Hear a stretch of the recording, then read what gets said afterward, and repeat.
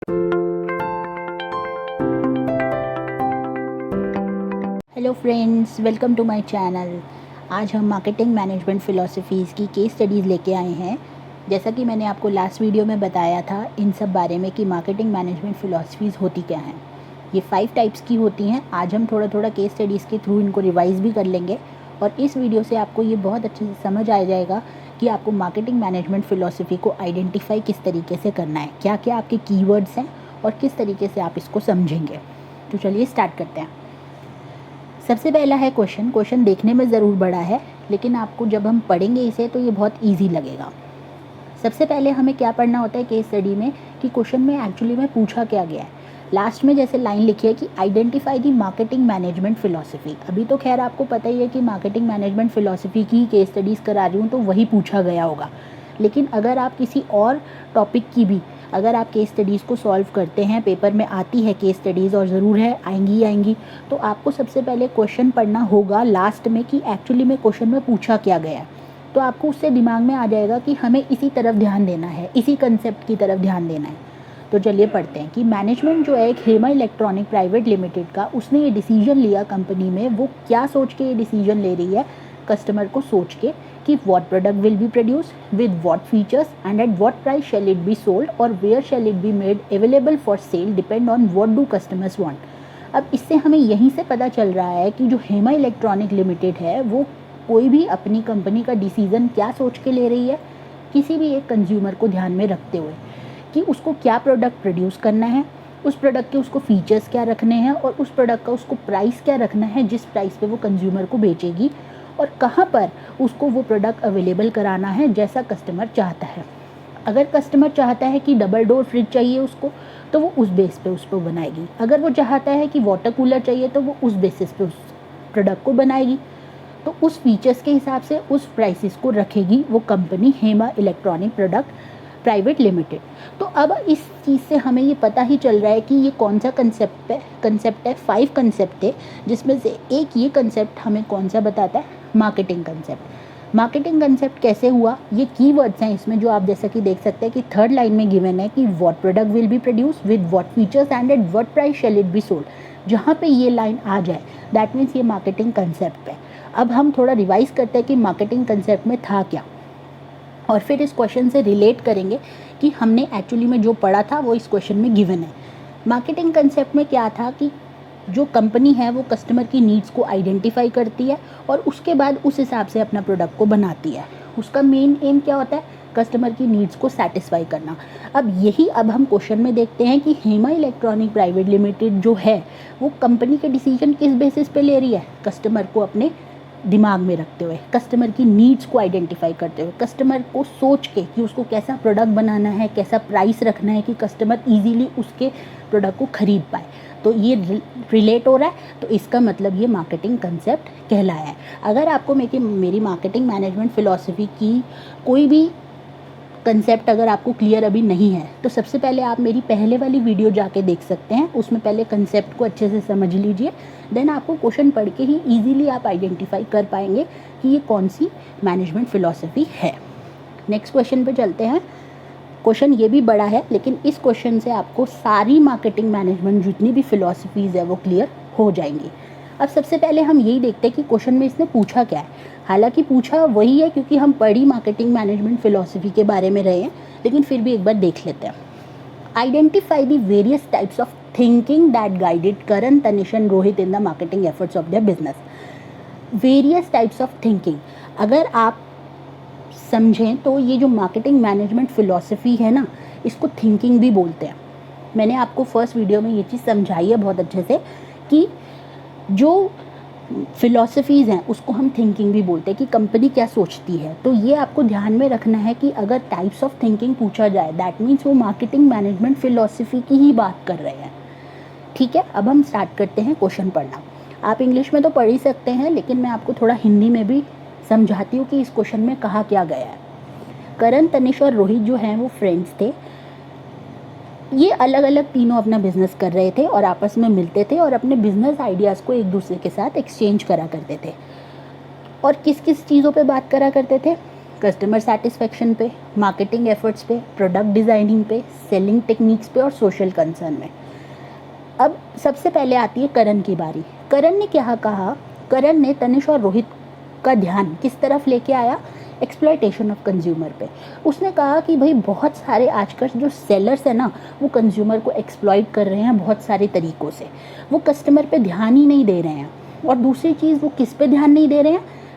Were not paying attention towards the social, ethical and ecological aspects of marketing. ये जो as it is line थी ना, ये एक मार्केटिंग मैनेजमेंट फिलॉसफी में गिवन थी। वो अभी हम आइडेंटिफाई करना सीखते हैं। देखिए, तो करण ने क्या बोला? करण ने बोला भाई आजकल कंज्यूमर को बहुत तरीके से एक्सप्लॉइट करा जा रहा है। सेलर्स जो हैं वो उनको सही ढंग से इन्फॉर्मेशन भी प्रोवाइड नहीं करते हैं और वो उनको बहुत ज़्यादा एक्सप्लॉइट करते हैं। और किस चीज़ पे ध्यान नहीं देते हैं? सोशल, एथिकल और इकोलॉजिकल एस्पेक्ट्स पे। ठीक है, तो जहाँ पे सोशल, एथिकल और इकोलॉजिकल एस्पेक्ट्स ऑफ मार्केटिंग की बात आ जाए, दैट मीन्स वो सोसाइटल मार्केटिंग कंसेप्ट कहा जाता है, क्योंकि सोसाइटी को ध्यान में रखते हुए जो है वो कंपनी प्रोडक्ट नहीं बना रही है। उसने कहा है कि वो सोशल पे ध्यान नहीं देते, वो एथिकल चीज़ों पे ध्यान नहीं देते और वो इकोलॉजिकल एस्पेक्ट पे ध्यान नहीं देते। सोशल मतलब क्या? सोसाइटी का। सोसाइटी को ध्यान में रखते हुए कभी प्रोडक्ट नहीं बनाते। सिर्फ और सिर्फ अपना एनवायरनमेंट चाहे पॉल्यूट हो, प्रोडक्ट बनाने से मतलब है कंपनी को। तो दैट मीन्स ये कौन सा कंसेप्ट कहलाएगा? Societal marketing concept. अब तनिष की आई बारी। तनिष ने क्या कहा कि भाई उनकी कंपनी जो है वो बहुत प्रेशर में है, वो कस्टमर को सेटिस्फाई नहीं कर पाती। पर उसने ये भी कहा कि कंज्यूमर जो है ना, हमारा प्रोडक्ट तब तक नहीं खरीदता जब तक हम उसको मोटिवेट ना करें। अब यही लाइन अगर आपको ध्यान हो तो मैंने सेलिंग कंसेप्ट में बताई थी कि सेलिंग कंसेप्ट कहता ही यही है। कौन सा कंसेप्ट मार्केटिंग फिलॉसफी का? ये कहता है कि कंज्यूमर को चाहे हम कितना भी मतलब अच्छा प्रोडक्ट दे लें, लेकिन वो हमारा ख़रीदता नहीं है। ये हमने सेलिंग कंसेप्ट में पढ़ा था। सेलिंग कंसेप्ट में यही था कि कस्टमर को जब तक आप कन्विंस ना करें, जब तक आप मोटिवेट ना करें, वो आपका प्रोडक्ट खरीदता ही नहीं है।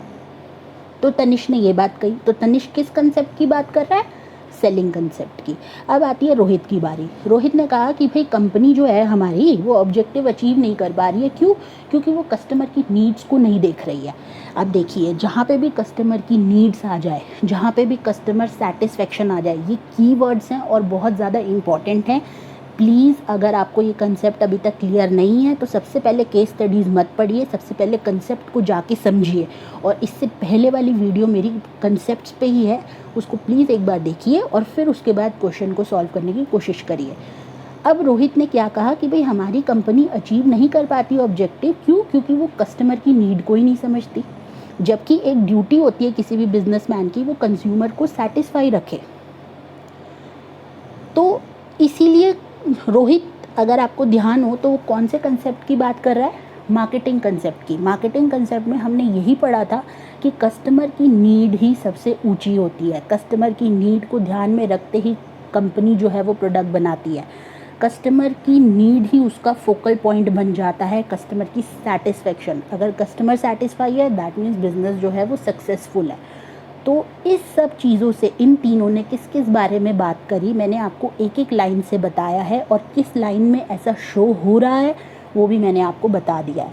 तो अब एक चीज़ उसने और कही है कि also state one more feature of the various types of thinking identified that is not given in the above para.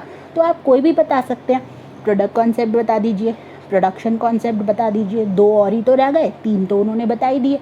तो उन्होंने बोला है कि एक और फीचर कोई बता दीजिए, किसी और टाइप का वेरियस थिंकिंग बता दीजिए। तो आप प्रोडक्ट कंसेप्ट भी लिख सकते हैं या फिर प्रोडक्शन कंसेप्ट को भी बता सकते हैं, क्योंकि ऊपर तो प्रोडक्ट कंसेप्ट और प्रोडक्शन के बारे में नहीं बताया गया।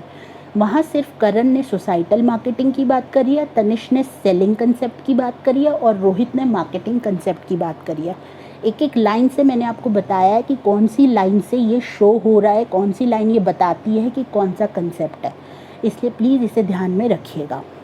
नेक्स्ट चलते हैं कि ब्यूटी प्रोडक्ट्स लिमिटेड जो है वो एक नेचुरल, एक एथिकल ब्यूटी ब्रांड है, जो कि कैसे प्रोडक्ट्स देता है? ऑर्गेनिक ब्यूटी प्रोडक्ट्स देता है, चाहे वो मेन हो चाहे वो वुमेन हो। अब कंपनी यूज़ करती है plant based material for its product and is the number 1 beauty brand. Number 1 beauty brand है एक कंट्री में। It not only satisfy its customer but also believe कि overall protection of the planet. अब देखिए यहाँ पे कस्टमर को satisfaction करना, तो अब आप सबसे पहले ये तो देखेंगे कि कस्टमर को सेटिस्फाई तो वो कर रही है। अगर सिर्फ इतना लिखा होता कि it only satisfy the customer, तो दैट मीन्स ये मार्केटिंग कंसेप्ट कहलाता। पर उसमें क्या कहा गया है कि कस्टमर को तो सेटिस्फाई करना ही उसका एम नहीं है, बल्कि वो ओवरऑल प्रोटेक्शन भी देखती है प्लैनेट का। मतलब कहने का मतलब ये है कि भाई वो पूरे एनवायरनमेंट का भी ध्यान रखती है, एनवायरनमेंट पॉल्यूट ना हो, हम ऐसा प्रोडक्ट बनाएं और साइड बाय साइड हमारा कस्टमर भी सेटिस्फाई हो। तो अगर आपको ध्यान हो तो ये कंसेप्ट का नाम था सोसाइटल मार्केटिंग कंसेप्ट, जिसमें हमारा मार्केटिंग कंसेप्ट तो आता ही आता है, लेकिन सोसाइटी के बारे में भी हम इस कंसेप्ट में सोचते हैं। ये सोसाइटल मार्केटिंग कंसेप्ट जो है वो एक्सटेंशन है मार्केटिंग कंसेप्ट का। ये मैंने आपको कंसेप्ट में भी समझाया है। तो इसीलिए सोसाइटल मार्केटिंग कंसेप्ट में दोनों चीज़ें आती है, सोसाइटी भी आती है और मार्केटिंग भी आती है। मार्केटिंग में सिर्फ इतना आता है कि भी कस्टमर को सेटिस्फाई करना है, लेकिन जहाँ सोसाइटल लग जाए वहाँ हमें सोसाइटी को भी ध्यान में रखना है, वहाँ हमें सोसाइटी के एनवायरनमेंट को पूरी तरीके से पॉल्यूट होने से बचाना है और अपना प्रोडक्ट बनाना है और कस्टमर तक पहुंचाना है। आई होप आपको ये बहुत अच्छे से क्लियर हो गया होगा। नेक्स्ट आता है, लास्ट क्वेश्चन है। सबसे पहला पढ़ते हैं ए पॉइंट कि मानसी एक शू मैन्युफैक्चरर है स्कूल स्टूडेंट्स की। उसने डिसाइड किया कि वो अपने प्रॉफिट को किस तरीके से मैक्सिमाइज करेगी, producing and distributing at large scale. अगर आपको ध्यान हो कि जब कोई भी कंपनी सिर्फ और सिर्फ प्रोडक्शन पे ही ध्यान देती है, सिर्फ और सिर्फ प्रोडक्शन पे ही ध्यान देती है, जिससे कि उसकी एवरेज कॉस्ट ऑफ प्रोडक्शन कम हो जाए, तो वो कौन सा कंसेप्ट कहलाएगा मार्केटिंग मैनेजमेंट फिलॉसफी का? Production concept. नाम से ही क्लियर हो रहा है कि भाई उसने क्या सोचा कि भाई ज़्यादा से ज़्यादा मैं अपना प्रॉफिट कैसे कमाऊंगी, ज़्यादा से ज़्यादा प्रोड्यूस करके मतलब प्रोडक्शन करके, जिससे एवरेज कॉस्ट ऑफ प्रोडक्शन कम हो जाए, तो दैट मीन्स वो प्रोडक्शन कंसेप्ट कहलाएगा। नेक्स्ट आपका आता है कि मन्नू एक स्कूल बैग मैन्युफैक्चरर है, जिसने डिसाइड किया कि वो अपने प्रोडक्ट को इम्प्रूव करेगी और प्रॉफिट को मैक्सिमाइज़ करेगी।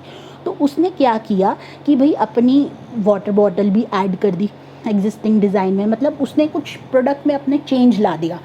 उस बेसिस पे, प्रोडक्ट में चेंज लाने के बेसिस पे वो अपने प्रॉफिट को मैक्सिमाइज़ करना चाहती है। तो 5 कंसेप्ट्स में से ये कौन सा कंसेप्ट कहलाएगा? प्रोडक्ट कॉन्सेप्ट का मतलब ही यही है कि अगर कोई भी कंपनी अगर अपने प्रोडक्ट में चेंज ला के प्रॉफिट कमाना चाहती है, अपने प्रोडक्ट पे पूरी तरीके से ध्यान देती है और मैक्सिमाइज़ करना चाहती है अपने प्रॉफिट, तो वो प्रोडक्ट कॉन्सेप्ट कहलाएगा। तो इसीलिए सबसे पहले केस स्टडीज़ करने से पहले हमें क्या पढ़ना होगा कि उस क्वेश्चन में हमें पूछा क्या गया है। तो आई होप आपको ये बहुत अच्छे से क्लियर हो गया हो। अगर आपको मेरी वीडियो पसंद आती है तो प्लीज़ इसे लाइक ज़रूर करें। एक लाइक ही और एक सब्सक्राइब ही और शेयर ही हमारे लिए मोटिवेशन है, जिससे हम नई नई वीडियोज़ आपके लिए ला सकते हैं। तो इसलिए प्लीज़ इसको ज़्यादा से ज़्यादा शेयर करें, जिससे लोगों का बेनिफिट हो, और चैनल को सब्सक्राइब करें, बेल आइकन को प्रेस करें, जिससे कि नेक्स्ट वीडियो डलते ही आपके पास नोटिफिकेशन आ जाए। तो मिलते हैं नेक्स्ट क्लास में नेक्स्ट वीडियो के साथ, नए टॉपिक के साथ।